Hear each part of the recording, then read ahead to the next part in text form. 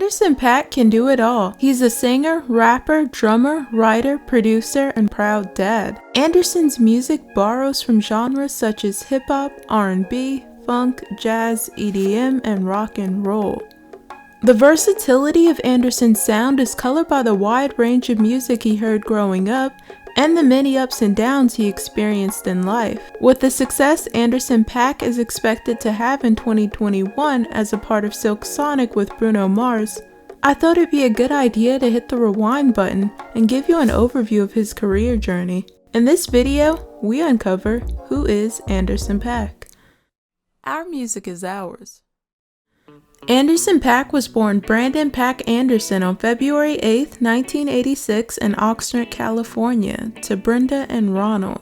His mother is African American and Korean and is a product of the Korean War. Brenda was raised by her grandparents in Korea until 5 when they placed her in an orphanage. Brenda was later adopted by a black couple who raised her in Compton, California. For Anderson's entire childhood, his mother worked in the strawberry industry, while his Philly-born and raised father, a twin, was a military man who served in the Army and later as an active-duty Navy member. Anderson comes from a large blended family. His father had 5 kids, and his mother had 2 prior to him. Then together they had him and his little sister. Anderson's passion to entertain started early. His mother Brenda told The Undefeated about a time she lost 3-year-old Anderson at a wedding and ended up finding him on the dance floor with guests cheering him on. She couldn't believe that he was totally unfazed by the attention. When Anderson wasn't stealing the show at weddings, he was having breakdance battles with classmates. After school, Anderson frequently heard artists like Frankie Beverly and Maze and Stevie Wonder during the long car rides he endured while tagging along with his mother to work. Not only was he exposed to soul music early, but hip-hop too, which he discovered through one of his older sisters. He would rap lyrics at show and tell in elementary school and was even sent to the principal's office once for cussing while rapping Snoop and Dr. Dre's Nothing But a G Thing. Between his parents, his work schedules, and the bulk of his siblings being much older than him, Anderson found himself alone in front of the TV often. So lost in MTV, he was completely oblivious to what was really going on in his home. His father, Ronald, had been slowly spiraling out of control with his drug addiction. Multiple attempts at treatment failed. In one instance, Ronald left rehab the very same day he entered. Brenda found him and warned that if he didn't get help, he was never going to come back home again. Her threat worked because for the first time ever, he lasted the entire duration of a program. However, a couple of years later, Ronald was back on drugs and this time it lost his job. Brenda followed through with her warning and kicked him out of the house.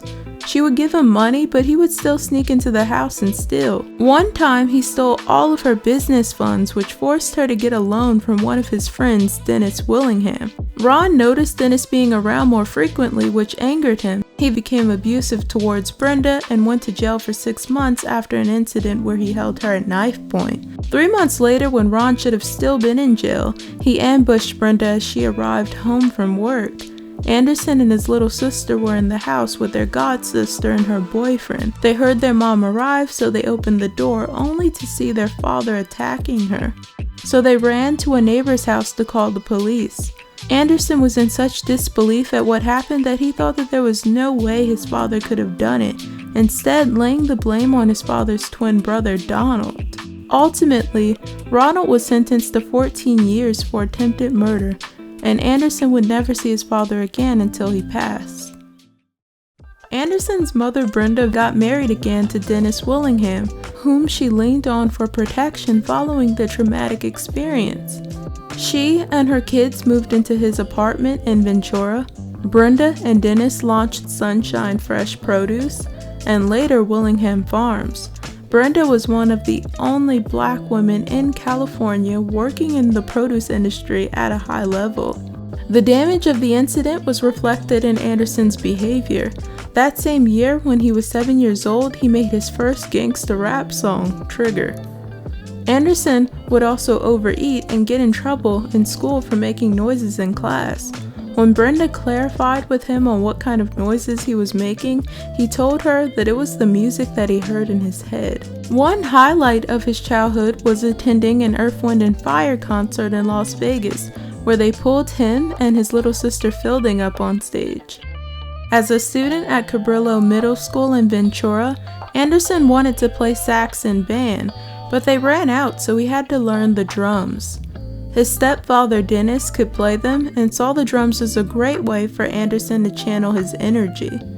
Anderson said he had never picked up on something so quickly and told Pitchfork that seeing his mom dance for the first time while he played really sparked something in him. When he was 12, Anderson's godsister encouraged him to take his talent to church. Brandon started at Evangelistic Missionary Baptist Church first and then moved on to St. Paul's Baptist Church in Oxnard. He recalls being awestruck by the choir and the shouting. He fully immersed himself into church culture by getting saved and impulsively getting rid of his hip-hop music. At church, he was slowly developed into becoming a lead drummer. At St. Paul's, Anderson was mentored by the organist and minister of music J. Reese Mitchell. Anderson would continue to play in church up until he was almost 30 years old when he had to stop due to scheduling issues.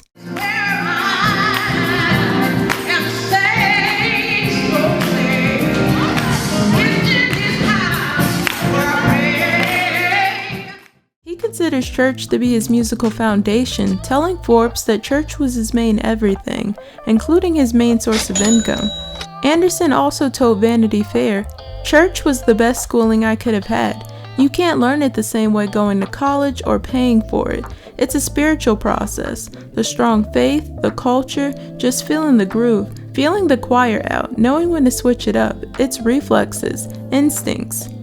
Some of his gospel influences are Fred Hammond, Kim Burrell, and Kirk Franklin. Anderson's denouncement of hip-hop didn't last too long. As a student at Foothill Technology High School, he was rapping, DJing as DJ Styles, and producing music under the name Breezy. He called me Breezy because my farts would come through and it'd be like a gust of wind.